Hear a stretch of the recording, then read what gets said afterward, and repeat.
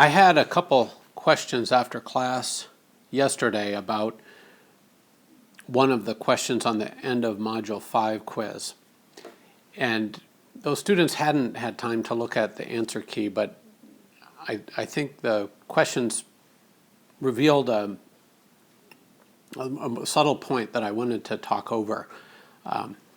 So I've got question 4 from the version A of the end of Module 5 quiz in front of us, and it's the 5 neighbors sharing this lake and thinking about hiring this synchronized swimming performance, and in particular how many hours of the synchronized swimming performance. Now not many of you missed part A, but just to be clear about part A, when we think about public goods, we realize that, the good is not rivalrous. So if it's offered, everybody can enjoy it without reducing other people's enjoyment. So the public, or I guess I should use social there. So the social value then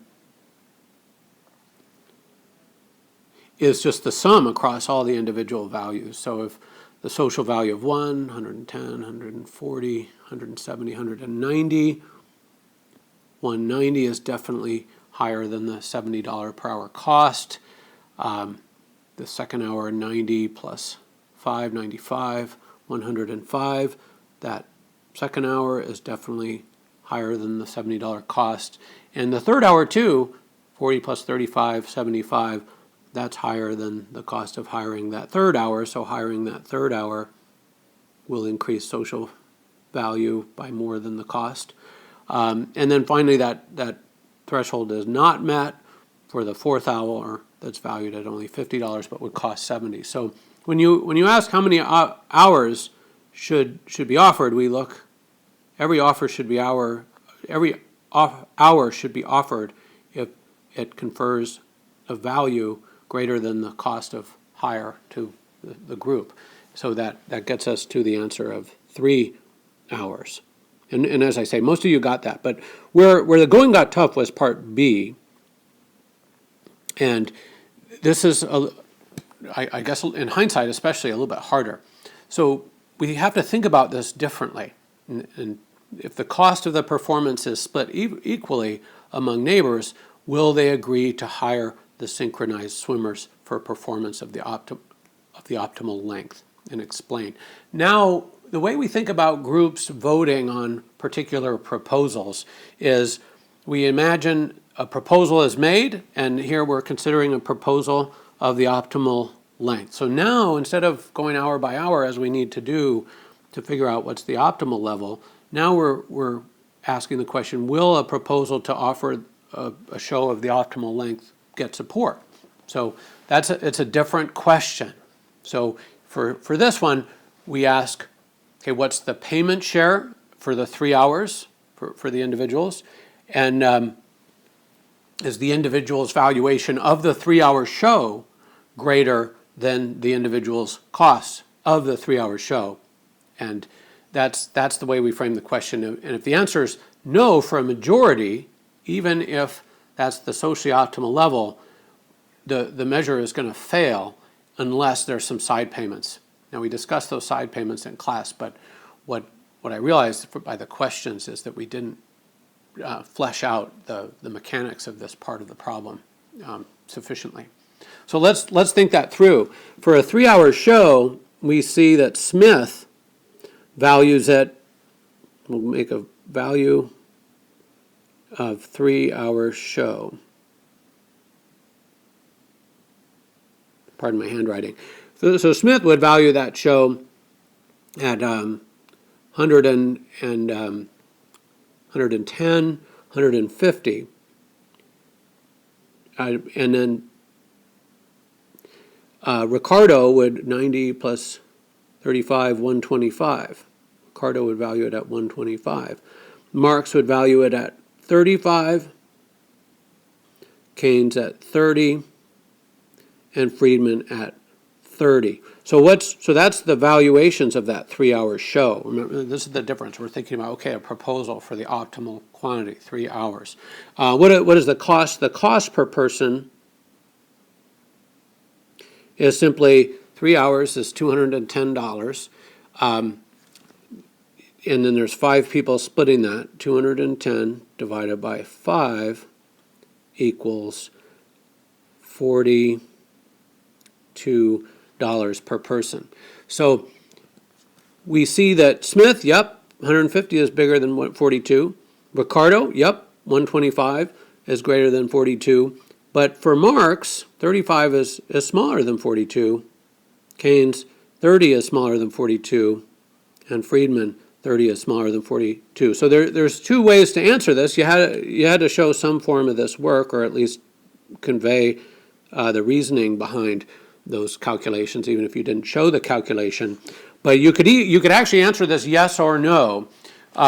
One way to answer it in the common way would be to say no. 3 out of 5 would vote against the proposed, I forgot a syllable there, 3-hour show. Now, you could, on the other hand, say, yes, Smith and Ricardo could offer side payments. And side payments would be just, hey, we'll pick up more of the bill. And a lot of you mentioned something about the fairness of this, but notice that, the fairness of splitting it equally when Smith and Ricardo are capturing such a large share of the value. I'd say splitting it equally is the unfair way, that it would actually be more fair to have Smith and Ricardo pay a little bit more since they're enjoying a much bigger share of the value. But anyway, fairness is to some degree in the eye of the beholder. So either of those answers was correct, as long as you expressed the reasoning behind this methodology. Better yet, the calculations behind that methodology. Finally, what is the problem? This is just a point we discussed in class. Economists tend to be really skeptical of surveying people, and the reason is that if there isn't a requirement of actually buying the thing with your money, we are somewhat skeptical about answers to survey questions. We have to be real careful about how we frame the questions. The reason is that if I'm a big synchronized swimming lover, and I don't have my payment share associated with my answer about value, I have a big incentive to lie, right? Oh, yes, I'd pay $500 to see such a show. It's very, very important for our community to have access to such artistic, wonderful performances. It saves our children from lives of crime, whatever. But if there's no payment share, chances are people are just answering in a way to try to tilt the results of the survey in favor of getting what they want offered. By contrast, if people know that their payment share is attached to their answer, they have a tendency to state the opposite way, right? We'd all like to enjoy the show, but have other people pay for it. So if I say, oh, I value it by $500, whatever, or let's say I'm Smith, I value it by $150. Well, if he knows, she knows, whatever, that her payment share is going to go up if her stated valuation rises, she's going to say, let's scale it back a little bit. I value it at, $43, just enough to pay my share. But so we have people have a tendency to lowball in the situation articulated in Part C, where their payment share depends on their answer. So people understate value. And ultimately in society, we have to make an approximation, right? We can't measure valuations directly. Even if we could survey people well, with good questions, that's pretty expensive, given the number of things that governments offer. There, we make an approximation. Richer people have an ability to pay and a willingness to pay for things more, to a greater extent than poor people do. So we tend to skew taxes in a progressive way. Richer people pay higher, not just proportions of their income. Well, not just higher dollars that are proportionate to their higher income, but actually proportions of their income that are higher than the proportions we take from poor people's income. And this is the logic behind such progressive tax systems.